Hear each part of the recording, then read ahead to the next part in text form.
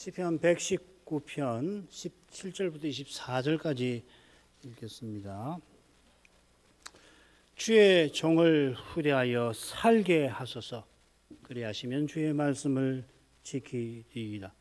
내 눈을 열어서 주의 법에 기이한 것을 보게 하소서. 나는 땅에서 객이 되었사오니 주의 계명을 내게 숨기지 마소서. 주의 규례를 항상 사모함으로 내 마음이 상하나이다. 교만하여 저주를 받으며 주의 계명에서 떠나는 자를 주께서 꾸짖으셨나이다. 내가 주의 증거를 지켰사오니 회방과 멸시를 내게서 떠나게 하소서. 방백들도 앉아 나를 회방하였사오나 주의 종은 주의 율례를 묵상하였나이다. 주의 증거는 나의 즐거움이요 나의 모사니이다.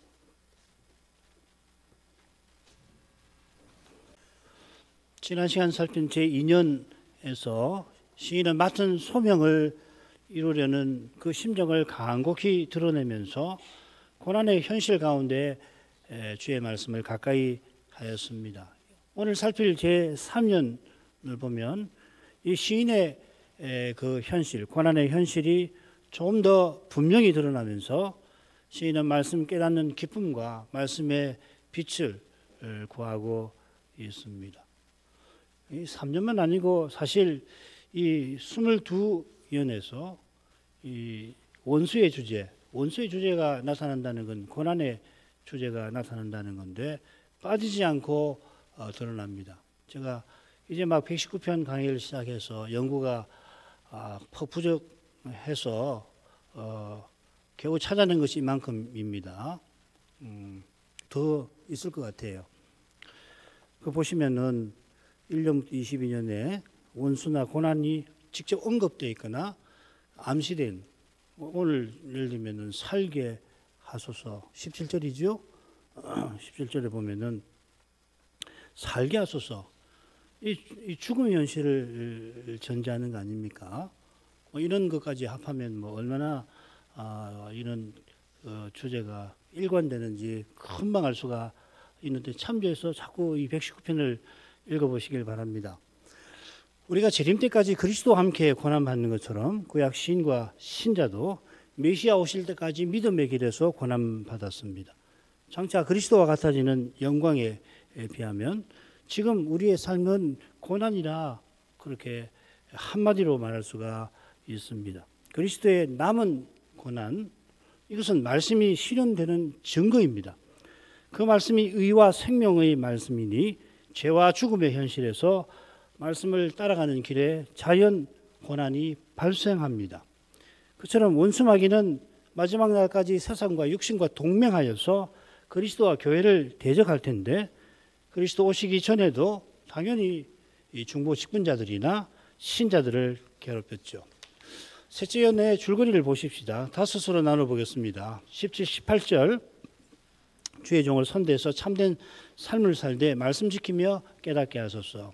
19, 20절 땅에서 객이 된 시인이 주의 말씀을 간절히 구하며 그 마음이 상하여 있습니다. 그리고 21절 교만하고 저주받고 계명에서 떠난 자를 하나님이 심판하신 사실을 추억합니다. 22, 23절 주의 증거를 지키는 시인이 회방을 떠나게 해달라 간절히 구하고 있습니다. 24절은 그러나 주의 증거는 시인에게 즐거움이요 모사입니다. 둘째와 넷째 부분에 보면 이 원수의 주제가 분명하게 드러나죠. 첫째 부분에는 이 고난의 주제가 나오고 있고요.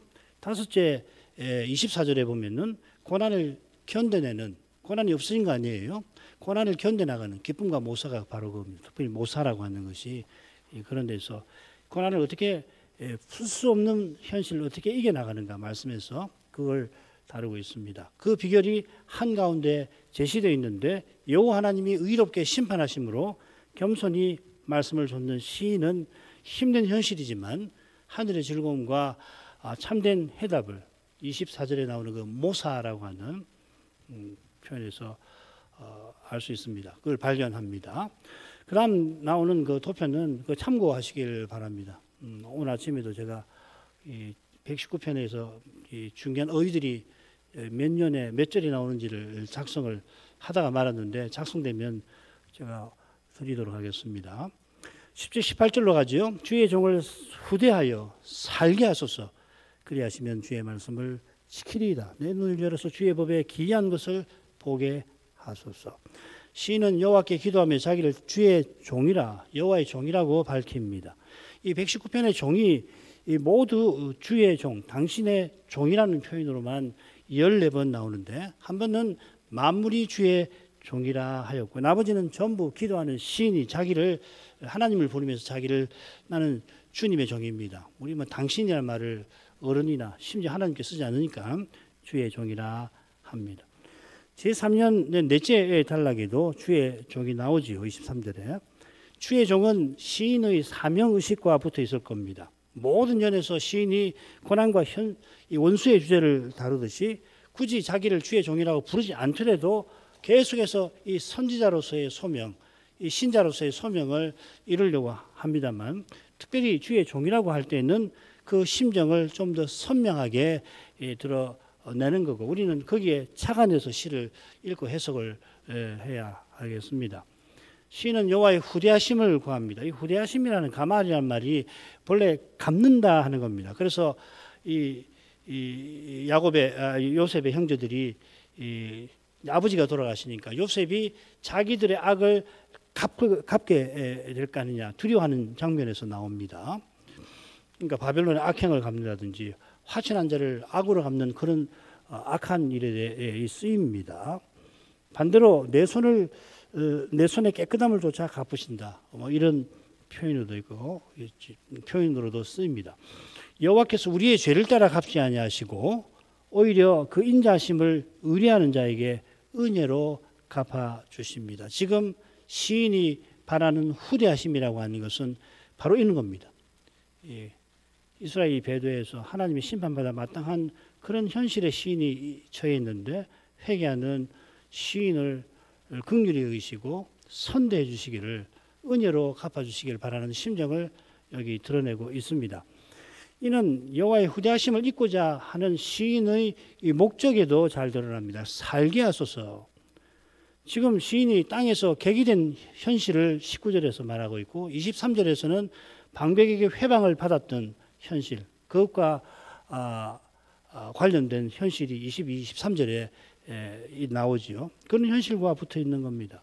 이 현실은 언약 백성답게 사명을 이루고 나가는데 큰 장애와 방해가 되는 현실입니다. 이 살게 한다.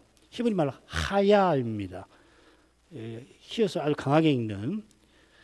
이게 시편 119편에 무려 16번 나오는데 흥미롭게 절반은 똑같은 낱말을 소송케 한다, 이렇게 좀 더 이해하기 쉽게 번역을 해놨습니다. 소송이라고 하는 건 거의 죽게 된 상태에서 회복되는 걸 말하지 않습니까?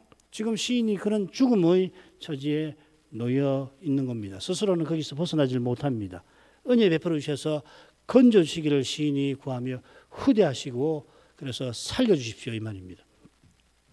시인이 말하는 삶, 또 생명, 그건 주의 말씀을 지키는 삶이고 주의 말씀을 지킬 수 있는 생명입니다. 여기 살게 하소서 할 때 구하는 생명은 이런 의미죠. 그리하시면 주의 말씀을 지키리이다. 비슷한 표현이 주의 인자하심을 따라서 나로 소송케 하소서. 하나님의 언약의 복을, 언약을 이루셔서 그 복을 내리셔서 죽게 된 나를 살려주십시오, 그 말이죠. 그리하시면 주의 입의 증거를 내가 지키리이다. 살게 하시면 그 생명으로 내가 말씀을 지키고 살 수가 있겠습니다. 달리 말하면 시인은 지금 말씀을 지키기 힘든 처지에 놓여 있습니다. 134절, 사람의 압박에서 나를 구속하소서. 그리하시면 내가 주의 법도를 지키리이다. 여기 지킨다는 말이 이런 맥락에서 잘 언급이 되어 있습니다. 시인이 첫째 연에서 여호와께서 말씀을 근실히 지키라고 명령하셨다 아래고 주의 말씀을 지키게 해달라고 구했지요. 시인은 이 말씀을 항상, 하나님의 말씀을 항상 영영이 끝없이 지키고자 합니다. 44절, 이는 여호와를 경외하고 즐거워하는 겁니다. 시인은 주를 경외하는 모든 자와 함께 주의 법도를 지키며 살고자 합니다. 지금 제가 말씀드리는 것은 이 지킨다는 표현이 119편에서 어디 나오는지를 다 지금 설명해 드리는 겁니다. 사람들이 주의 법을 지키지 아니하여 시인의 눈물이 시냇물처럼 흐릅니다. 이처럼 이 지킨다는 표현이 시편 119편에 무려 20번 나오는데 20번의 용례를 다 조사해서 살피면 원수의 공격이나 고난의 현실에서 주의 은혜를 힘입어 함께 말씀이 가리키는 거룩한 사회를 이루며 살아갈 것을 뜻하는 것 같습니다. 20절을 다 이게 살피면 말이죠. 이게 거룩한 삶이고 영원한 생명을 살아내는, 그래서 살게 하소서, 그 생명을 받아서 살아내는 삶입니다. 바리새인처럼 하나님의 처벌이 두려워 마지못해 율법을 지키거나 사람이 아무것도 아닌데 뭔가를 이루려고 말씀을 수호하려는 것과 정반대되는 그러한 태도인 것입니다. 말씀을 지키고자 하는 시인은 눈을 열어 주의 법에 기이한 것을 보기를 원합니다. 시인은 내 눈을 열어주시라 구합니다. 부패한 본성 때문에 인생은 죄와 죽음의 현실에 갇히기가 쉽고 갇히면 주의 법에서 볼 것을 보질 못합니다. 주의 법에서 보아야 할 것을 보지 못하면 말씀을 지키는 거 아니죠. 지킬 수가 없죠. 말씀이 가리키는 메시아와 하나님 나라를 보지 못하면 말씀이 보이는 길을 알지도 못하고 걷지도 못할 겁니다. 그처럼 성신께서 말씀을 깨닫게 하십니다. 바울이 빌립보에서 루디아에게 말씀을 전할 때 주께서 그 마음을 열어 사도의 말씀을 따르게 하셨다 하였습니다. 바울이 사도라 해도 사람 마음을 열지는 못해요. 사도도 그렇습니다. 아무도 못합니다. 그건 하나님만 하시는 거예요. 부모가 자식을, 선생이 학생을, 목사가 교인을, 어림없는 이야기입니다. 구약 시인이 선지자답게, 선지자, 바로 여기 선지자다운 곳이 나오죠. 자기 눈을 열어주시는 분이 오직 여호와의 신이심을 겸손히 고백한, 여기서 그가 선지자라고 하는 것을 우리는 확인하는 것입니다. 주의 법의 기이한 것이라 이렇게 새겨져 있는데, 주의 법에서, 주의 법으로부터 이렇게 새길 수가 있습니다. 이 전치사가 어디로부터, 영어로 하면 from 혹은 out of, in도 되고요. 그런 표현인데, 어떻게 번역하든지 시인이 교훈하는 바는 명확합니다. 이 기이한 일들, 리프로 아우트란 말인데, 이건 가령 여호와께서 이 이스라엘을 이집트에서 건져내시는데 이 말이 쓰여요. 그처럼 여호와께서 인생의 구원을 위해서 행하시는 신비한 일들을, 기이한 일들을 가리킵니다. 시편 107편 기억하실 겁니다. 여호와께서 행하신 기사, 그거지요. 시편 107편은 바벨론 포로 된 데서 돌아오게 하신 일을 기이한 일이라 부르는 것 같습니다. 시는 주의 법에 기록된 출애굽 사건 같이 하나님이 행하신 놀라운 구원을 주목할 수 있게 해 달라고 구하는 것 같습니다. 시인이 출애굽 사건을 모르겠습니까? 당연히 알죠. 그러나 그 사건에서 여호와께서 친히 구원하신 이 진리를 더욱 깨닫고 그런 구원을 이루시는 하나님의 거룩한 영광을 이 고난의 현실에서 비춰주시기를 바라는 거죠. 이 말씀을 우리가 매주일 전하고 받는 뜻 아니에요? 지식, 성경바로 오는 거 아니지 않습니까? 마태복음에 누가복음 16장에 이런 비유가 있고 내용은 뭐더라, 그거 하려고 오는 거 아니지 않습니까? 주의 영광을 보러 오는 거거든요. 구원하시는 하나님의 영광의 기이하심, 단연 메시아 보내시는 데 있는 거예요. 이 메시아를 빼고서 기이한 것은 말할 수 없잖아요. 메시아를 빼고서 출애굽이 무슨 의미가 있습니까? 그 자체로. 그렇지 않아요? 이게 너무도 분명한 겁니다.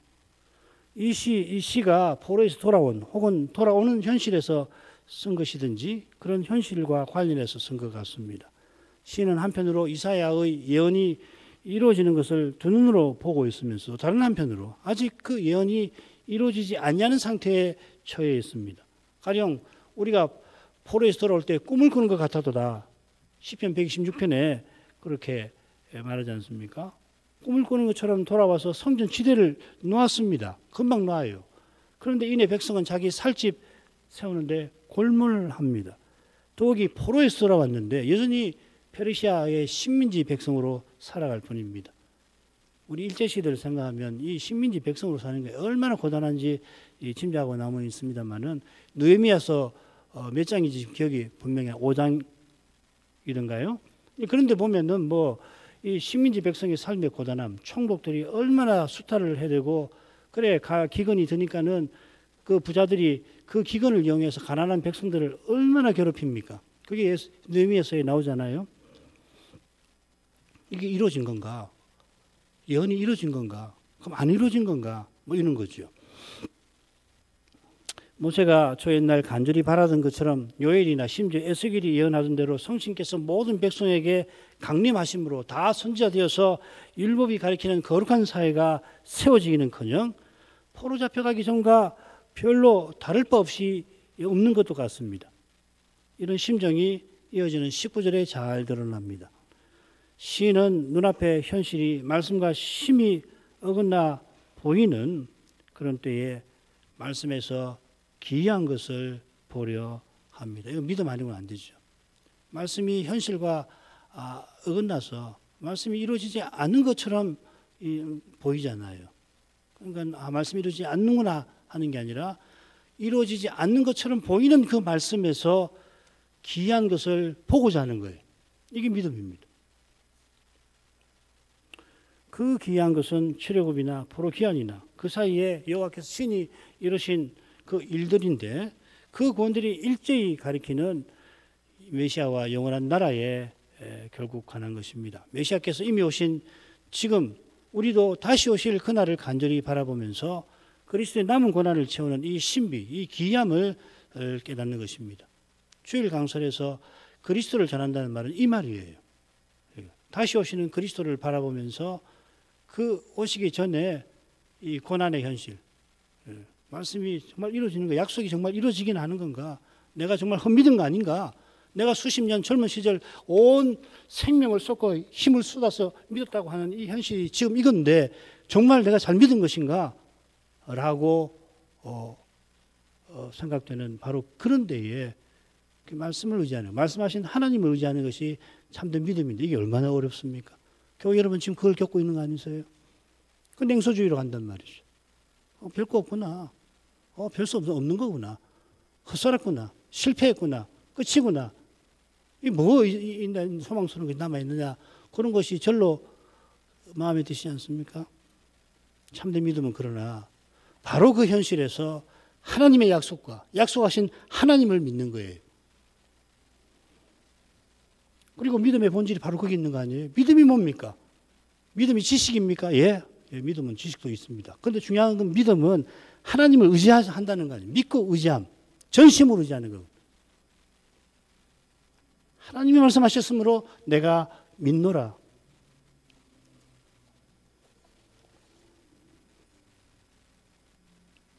이것이 말씀을 깨닫는 길이고 말씀대로 살아가는 길입니다. 바로 여기에 시인이 보고자 하는 기이함이 있습니다. 사람의 생각과 경험을 넘어서는, 사람의 경험과 이성으로는 도저히 설명되지 아니한 그 무엇 말이, 그 신비 말이, 이 세상에서는 찾아볼 수 없는 그 무엇 말이에요. 사람이, 사상가가, 정치가가, 학자가 이루려고 했던 그런 것과는 전혀 다른, 사람에게서는 도무지 나올 수 없는, 이건 하나님이 하셨다, 그리스도가 이루신다라고 하는 그것 말이에요. 영원한 생명이라는 거, 장차 우리에게 준 부활이라는 게 다 그런 거 아니에요.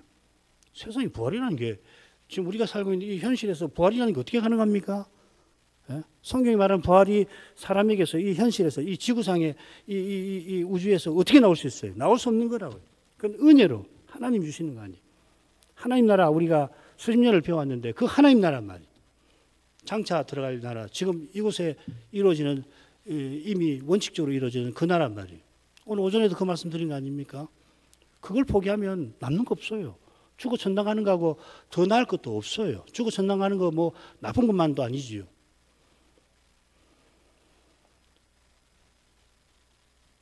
시인이 선지자로서 간절히 전하고자 하는 것이 메시아와 그분의 고난과 영광입니다. 아직 오시지 않는 메시아를 깨닫는 길은 오직 성신의 가마에 있으니 시인은 간구할 수밖에. 하나님 말씀을 깨닫는 길이 성신께 있으니 우리가 간절히 구할 수밖에. 그 다음으로 가죠. 나는 땅에서 객이 되어 싸우니 주의 계명을 내게 숨기지 마소서. 주의 규례를 항상 사모함으로 내 마음이 상하나이다. 시인이 땅에서 객이 된 형편이나 내 마음이 상한 거, 이게 짝을 이루죠, 그죠? 그처럼 계명을 숨기지 마소서. 이게 계명 아니고는 살 길이 없는데 깨닫기 힘든단 말이죠. 숨기지 마소서. 열어 보여주십시오. 이 심정이 말씀을 항상 삼아는, 말씀 없이는 살 수 없다. 하나님 말씀 없이는 내가 살았지만 죽는 거다 하는 것에서 나오는 거겠죠, 그죠? 고난의 현실입니다. 시인이 말씀에서 소망과 구원을 찾습니다. 첫째 예언의 첫째 단락의 주제가 이어지고 있습니다. 시인은 자기가 그 땅에서 객이라고 아냅니다. 이 객이라는 말이 4번 나옵니다. 이 객은 2가지 뜻이 있어요. 가나안 땅에서 이방인을 가리키든지 가나안 족속 가운데서 나그네처럼 사는 열조를 가리킬 때 이 깨르라는 말을 2가지로 씁니다. 지금 시인은 언약의 땅에 돌아왔지만 여전히 자기 열조처럼 살아가는 그런 형편을 묘사하는 것 같습니다. 그러면 이 땅은 가나안이 될 겁니다. 만일 그 땅이 세상이라고 한다면 이 에르츠라는 말인데 이게 세상도 되거든요. 그러면 시인이 포로 생활 중인 거 혹은 식민지 생활하는 것을 가리킬 겁니다. 이게 23절에 방백과도 붙어 있는 겁니다. 이 방백들은 세상 임금들이거든요. 그러면 세계 제국에 끌려와 포로로 살든지 포로에서 돌아왔지만 식민지 백성으로 살아가는 것. 몇 가지 해석이 가능한데 공통되는 것은 고난의 현실이죠. 그죠? 이런 현실이 유한한 인생에게 얼마나 힘든지 조금 전에 생각했습니다. 이런 현실을 헤아리고 이 현실을 견디고 마침내 이기는 길이 주의 계명에 있습니다. 이런 현실에서 가장 힘든 점이 뭐냐면 말씀의 거룩한 빛을 보지 못한다는 데 있죠. 이게 신자의 가장 괴로운 거죠. 하나님의 예언이 이루어지긴 했지만 여전히 이루어지지 않은 것처럼 보입니다. 현실이 말씀과 어긋나 보입니다. 현실이 눈앞에 들이닥쳐 어려운 문제가 되었는데 그 문제를 풀 길이 보이지는 않습니다. 대개는 현실이 어려운 거기에 매여서 어떻게든지 그 어려움에서 벗어날 길을 찾게 되잖아요. 이게 사람의 본능 아닙니까? 사람은 힘든 거 싫어하니까요. 즐거움을 원하니까 본능적으로. 그러나 시인은 구약교회의 참된 길을 찾는 까닭에 그보다 훨씬 힘든 저지에 내몰리게 됩니다. 바로 이런 데서 고난이 생기는 겁니다. 고난이 가장 힘든 것은 뭐냐면 믿음이 흔들리는 거기 있는 겁니다. 주를 위하여 교회의 유익을 위해서 어떤 희생도 기꺼이 감수하려 합니다만은 그런 심정마저 무너지게 할 만큼 현실이 어려울 수 있습니다. 시인이 계명을 내게서 숨기지 마소서 하는 간구에 그런 철저한 심정이 배어 있는 것입니다. 119편을 이번에 하면서 개인적으로 유익이 이런 점입니다. 율법시 하면은 지혜를 주는 하나님 말씀에 관한 교훈이 풍부해서 하나님 말씀에 대해 잘 알게 해주는 그런 지혜를 주는 시라고들 많이 생각하는데 실제로 살피면은 그 하나님 말씀을 우리가 깨닫는 그 생생한 현실이 뭔가 얼마나 절박한 거고 얼마나 고통스러운 건가 그런 것을 아주 잘 볼 수가 있습니다. 여러분들도 꼭 그렇게 아까 처음에 말씀드린 그 도표에 나온 그 절수들을 참조해 가지고 시편 119편을 묵상하시기를 바랍니다. 이 심정이 내 마음이 상하나이다 하는데 잘 드러납니다. 이 상한다고 새긴 낱말 이 구약 성경에 2번 나옵니다.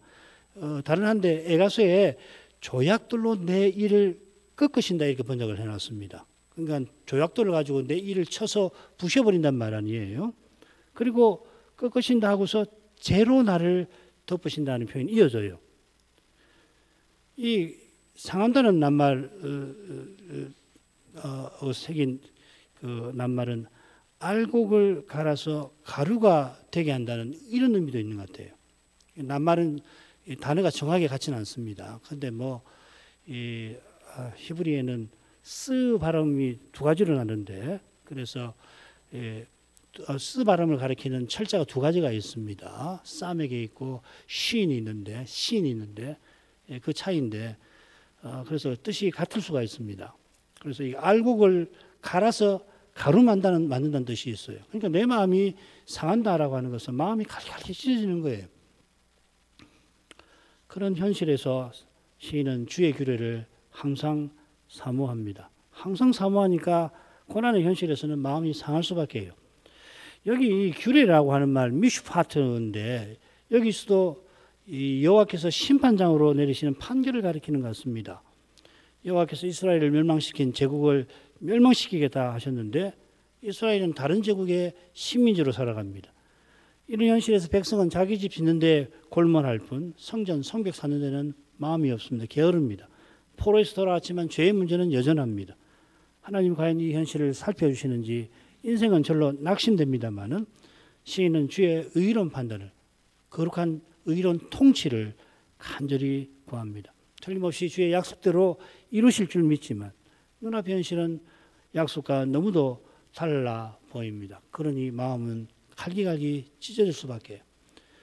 그러나 그의 고난이 하나님의 약속을 이루어가시는 생생한 증거입니다. 실정입니다. 시인이 고난 중에 신음하며 구하는 그것을 하나님께서 이루어가고 계십니다. 메시아 보내시는 일은 끝난 게 아니에요. 오히려 발전적으로 이루어지고 있습니다.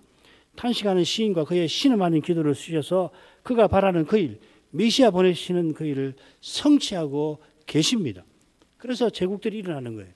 메시아가 오게 하시려고, 메시아가 오셔야 할, 그때 오시게 하기 위해서 세계 제국이 이 바빌로니아에 의해서 페르시아, 헬라, 그 다음에 로마가 줄곧 일어날 텐데 그 일을 지금 하고 계시는 거란 말이죠. 고난의 눈물과 신음이 저 영원한 영광을 이루도록 하십니다. 이런 신비를 마침내 깨닫는 기쁨이 하늘의 기쁨이고 영원한 기쁨이듯이 깨닫는 과정은 울며 씨를 뿌리는 것과 같습니다. 시편 126편 5절에 나오죠. 앞에 126편 1절부터 3절 말씀을 드렸습니다. 눈물 흘리며 씨를 뿌리는 자는 기쁨으로 거두리로다. 이런 시를 부르면서 시인은 우리의 포로를 남방 시내들같이 돌려보내소서 하고 기도했을 겁니다. 21절 교만하여 저주를 받으며 주의 계명에서 떠나는 자를 주께서 꾸짖으셨나이다. 시인은 여호와의 의로운 판단을 늘 사모하며 자기 마음이 상한 것을 알았는데 그 상한 마음에 성신님께서 거룩한 빛을 비추신 겁니다. 그 빛은 뭐냐면 여호와께서 악한 자를 꾸짖으셨던 그 역사를, 거룩한 사실을 시인에게 일깨워주시는 것. 하나님께서 그 일을 하시지 않았느냐. 그러니까 그 일로 인해서 마음이 지금 상한데 보아라, 이미 여호와께서는 줄곧 그 일을 행하여 오신 거 아니냐. 시인은 주께서 꾸짖으신 자를 교만한 자라고 합니다. 이 표현이 119편에 6번 더 나옵니다. 교만한 자들은 저주를 받은 자들이고 계명에서 떠나는 자들입니다.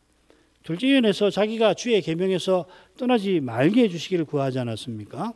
주의 율례에서 떠나는 자를 다 멸하셨는데 이들은 세상의 모든 악인이라고 118, 119편의 9절에 이야기를 합니다. 이들을 주께서 꾸짖으셨다 했는데요. 이 동사가 3번 더 나오는데 열방을 벌하신 데 주로 쓰입니다. 이런 내용을 고려하면 시인은 아마 바빌로니아가 하룻밤에 망한 일이든지 예레미야를 핍박했던 이스라엘 사람들이 예레미야 말을 무시하고 이집트로 갔다가 결국 이 선지의 말대로 느부갓네살에게 망한 일, 뭐 이런 것들을 가리킬 수 있을 것 같아요. 이 43장 2절 같은 데 이런 표현들이 나오거든요. 여호와께서 전에 말씀대로 친히 심판하신 일들을 시인이 기억하게 하시고 틀림없이 이제도 앞으로도 장차도 하나님 말씀대로 틀림없이 행하실 거라는 걸 시인들어 믿게 하신 겁니다. 이것이 바로 믿음은 바라는 것들의 실상이요 보지 못하는 것의 증거라 하신 교훈이겠죠. 바라는 것이 아직 눈앞에 전혀 보이지 않지만 믿음으로 고난받는 거기서 이미 바라는 것이 이루어져 가는 겁니다. 고난받는 그 신자와 그 믿음이 그 증거이죠. 이런 믿음으로 아벨로부터 믿음의 선진들이 자기 시대를 이기며 영광의 목표로 전진해 왔던 겁니다. 이런 믿음을 시인이 갖도록 성심께서 여호와께 전에 행하신 일들을 기억나게 하시는 겁니다. 이게 주의 율법에 귀한 것을 보는 것하고 결국 같은 거죠. 22, 3절을 가졌습니다. 내가 주의 증거를 지켰사오니 회방과 멸시를 내게서 떠나게 하소서. 방백들도 앉아 나를 회방하였사오나 주의 정은 주의 율례를 묵상하였나이다. 시인은 회방과 멸시가 자기에게서 떠나게 해달라고 하고 있고요. 23절에 보면은 이 방백들도 전에 시인을 해방하였다 했습니다. 그러니까 지금 시인이 지금 해방에 시달리고 있다는 얘기죠. 전에는 방백들이 세상 임금들이 이 시인에게 비방을 했는데 그런 해방을 지금 겪고 있는데 거기서 떠나게 해달라. 그것이 떠나게 해달라 하는 겁니다. 시인이 말하는 해방은 이건 시인 개인에게 퍼붓는 조롱이 아니라 결국 여호와를 대적하여 퍼붓는 비방이죠. 여호와 하나님을 회방하는 그 회방을 말하는 거죠. 전에 방백들, 세상의 군주들이 포로 잡혀온 시인을 조롱하면 너희 하나님이 어디 있느냐 비방하였습니다. 좀 이따 그 내용 좀 더 살필 겁니다. 이제 포로에서 벗어났지만 여전히 시인은 회방을 받습니다. 에스라 느헤미야를 보면 주변 민족들이 이 성전과 성벽을 중건하는 이스라엘을 이렇게 조롱을 하지 않습니까? 여우도 올라가면 무너질 거다. 성벽을 쌓는데 여우가 올라가도 여우 한 마리가 올라가도 무너질 것 뭐 이렇게 조롱하지 않습니까? 시인은 주님의 영광을 구하고 있습니다. 이스라엘이 죄로 말미암아 포로 잡혀가고 식민지 백성으로 사는 것이야 조롱받아 마땅합니다마는 그러나 그로 인해서 주님의 이름이 비방받는 것을 시인이 견딜 수 없습니다. 사람이 스스로 구원에 기여하지 못하듯이 오직 하나님이 친히 자기 이름을 거룩하게 하시니 시인은 하나님께 간절히 구할 뿐입니다. 기도하는 시인은 주의 증거를 지킨 것을 아뢰입니다. 2절에 보면 시인은 여호와의 증거 지키는 자가 복이 있다 하였죠. 시인이 여호와의 증거를 지킨 것은 여호와의 은혜에 있습니다. 해방을 내게서 떠나게 하소서. 하나님이 내게서 거룩하게 여김을 받으시옵소서 하는 심정이나 주의 증거를 내가 지켰나이다 하는 심정 똑같이 전심으로 하나님 은혜를 구하는 마음에서 나옵니다. 23절 전에 방백들이 앉아서 시인을 해방하였습니다. 재판관이었단 말이죠. 그죠? 앉았다는 말이 재판석에 앉는단 말입니다.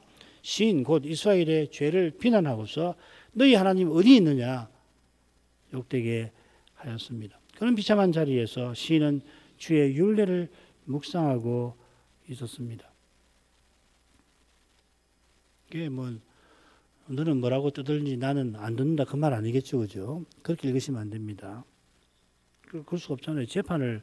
재판장으로 이 세상 제국의 황제가 앉아 있고 그 군주들이 있는 그 앞에 죄인으로 불려가지고서 뭐라고 이야기해도 뭐 너는 떠들어라 나는 상관없다 나는 말씀 묵상하 그런 말을 읽을 수가 없잖아요, 그죠? 이해하시죠, 그죠? 정말 비참한 자리입니다. 죽음의 고통을 느끼는 그런 자리에서 그 목숨을 걸고 말씀을 붙드는 태도지요.